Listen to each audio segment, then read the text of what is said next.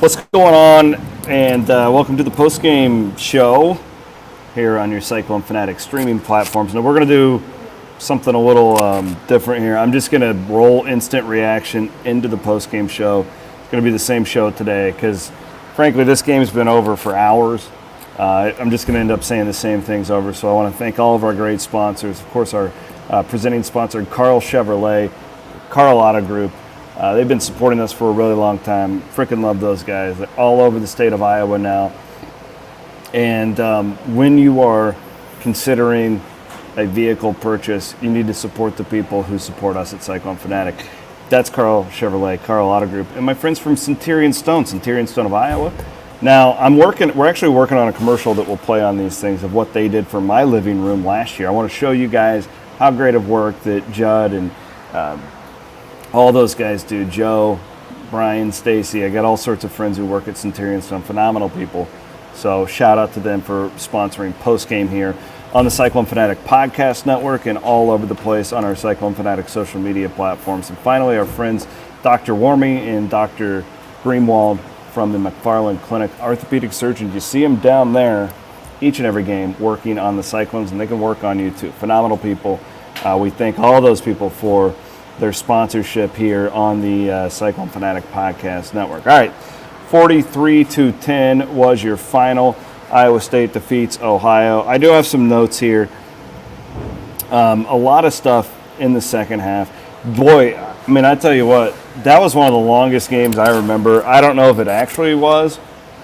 It seemed like it. It seemed like that game took forever. What time is it? It's 4:46 right now. The game just got over. Kicked off at 1. So, yeah, you were pushing a 4-hour game here. Regardless, I was reminded by my wife when I was texting her the updates on the game, and I was like, this game's really boring. And she basically accused me of being entitled. She's like, they're winning by 33. How is that boring? And I'm like, it's a really good point.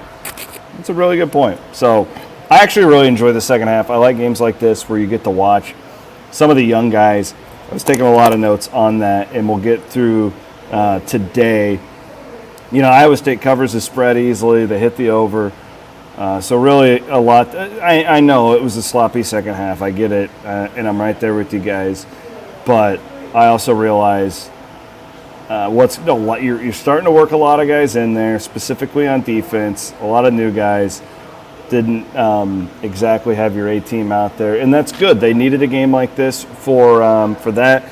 I want to talk about the backup quarterback play. I mean, this is one thing. I think Cook looks better than Beck at this point for me. I guess I'm starting from the back working forward, but that's okay. There's a pretty big drop-off from QB1 to QB2, so they've got to keep Hunter Deckers. They've got to keep him healthy because that would be a major change for Iowa State football if Hunter would go down. It certainly appears that way, at least. I think Iowa State might have the best running back room that I've ever seen. They go 4 deep. These guys, so I think Jairo Brock has been as nice of a surprise as anybody so far this year. I thought he would be good. I didn't think he'd be this good. He's been phenomenal. Deion Silas gets into the end zone today. Look awesome. Average 5.8 yards per carry. Eli Sanders comes in, plays a lot late in the game. He looks bigger. We knew he had the speed. He can play Big 12 football. There's no doubt about it. In my mind, Eli Sanders is ready to play if Iowa State needs him to. And, of course, Katavius Norton, from what I understand, will be back next week. He probably could have played today, but what's the point in rushing it? You just beat Ohio by 33 and really didn't do anything in the second half. So all that's really good stuff. That's as deep as I've ever seen this room at running back, and this is my 18th year of covering Iowa State football. 1 through 4, I think they can win with any of those guys in the Big 12. So that's great. Another good game by the offensive line. A group that continues to surge. Looking forward to seeing that group when it is 100% healthy. But nonetheless, just another check mark. Things continue to ascend there. Hunter Deckers was great today. Completes 78% of his passes, 3 touchdowns, 0 interceptions. Just really, really fantastic there. The offense was very, very efficient. Xavier Hutchinson, 9 catches. 93 yards and a touchdown. Just good all the way around. Let's talk about the defensive performance today by Iowa State, which was really solid. Again, the touchdown there for this Ohio team, it's just kind of hard. I would like to go back and see exactly how many reserves Iowa State had in at that time. It was just a sloppy start to the second half for Iowa State's defense, and I'm not sure you can blame them. You want to play perfect football, but that's just not in the cards. But I thought Orion Vance had one of his better games in his career today. He had a hurry, a forced fumble, a sack, tackle for a loss, which is the sack.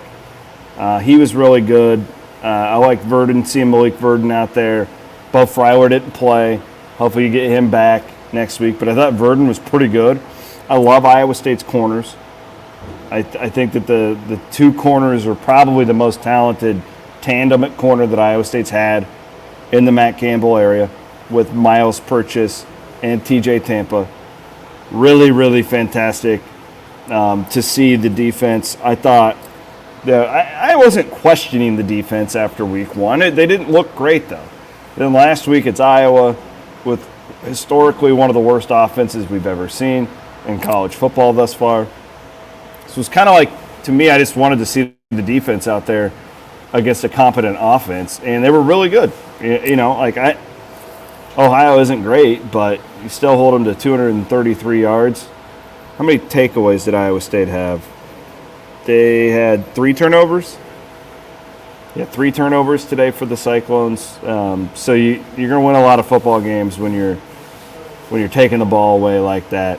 Other guys, I thought the whole interior defensive line was really sharp, really dominated the football game up front, did Iowa State on the defensive end.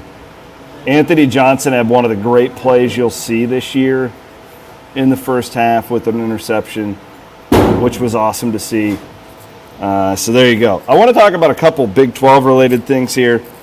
And if you guys have questions, fire them away here in the comments, and I'm glad to answer them. I'm producing this all by myself, so I'm trying to kind of do everything on my own right now.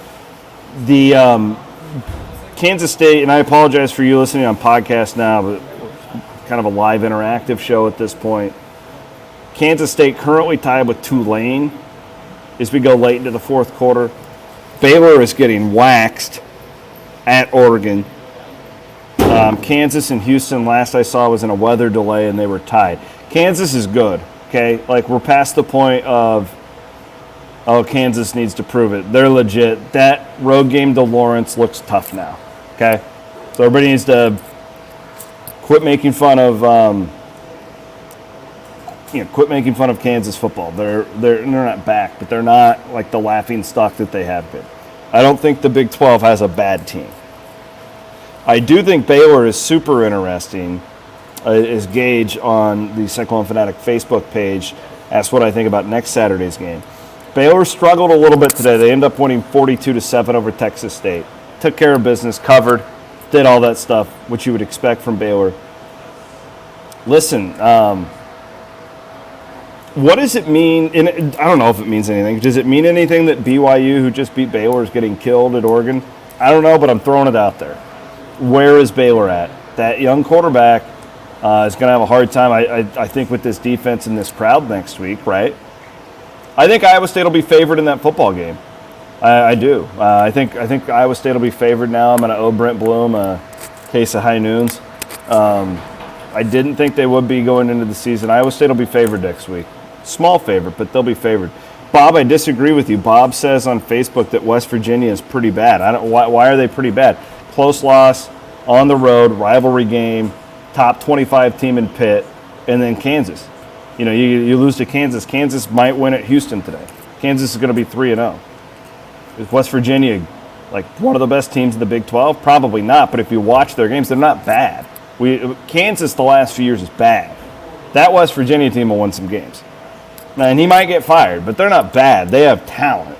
And I think you look up and down the roster of this Big 12 right now, Be interesting to see how Texas Tech does tonight against NC State. They just beat Houston. Houston's really good. Houston's probably going to, they're going to be right there in the American. Tech is fascinating. Looking forward to watching that game against NC State tonight. But the Big 12, 1 through 10, this is not a cliche where anybody can beat anybody. I truly believe that. Oklahoma pounds Nebraska today, so they look really good in their first test. Boy, Nebraska's bad, though. Nebraska's horrible. I think Northwestern ended up losing to Southern Illinois. Northwestern beat Nebraska. Nebraska's really terrible. Fascinating game next week between Kansas State and Oklahoma. We'll have to wait and see as far as what happens in this Tulane and Kansas State game. Yeah, thank you very much. Appreciate it. So anyways, yeah, that's kind of all I got for you guys right now. This is a really productive day, I thought, for Iowa State. I really wanted to see the backup quarterbacks. I'm a little concerned about that. They got to keep Hunter healthy. I think that changes a lot. I think last year Brock goes down, Hunter comes in, playbook doesn't change. I don't think that would be the case this year. Cook, to me, looks like the guy over Beck. Just off the naked eye. I don't get to watch him in practice. We'll see what you guys think. Rick says, we are really good. I'm excited about this group. I think that's fair. Charlie, I don't know why, but I got the move from Matt about today's game. It was similar to his second year at Akron. He knows he can't make the same mistakes and win in the Big 12. There's probably something to that, too. And I think that a couple of passes that Hunter threw, specifically in the first half, probably would have been picked off next week against Baylor. So it's good to make the mistake and still win, right? I think that they'll be able to do some teaching. That young man is confident with his arm, and good on him. He's got a cannon. But there were a couple of those where he threaded that needle. Woo! I mean, they were that close to being picked off. And I actually agree with you, Jeffrey. Coach is going to light this team up a bit for details. I would agree. There's a lot to – this is a good win. This is a great game because you comfortably win, positive stuff, momentum. But if you're Matt Campbell and John Haycock and Tom Manning, you have plenty to take in there and teach with as you head into next week, 11 o'clock kick against Baylor. All right, that's it for me. I want to thank our sponsors, Carl Chevrolet, Centurion Stone of Iowa. And we'll be back. Williams and Bloom podcast coming up on Sunday night. A lot to talk about. It's going to be a good night in the Big 12.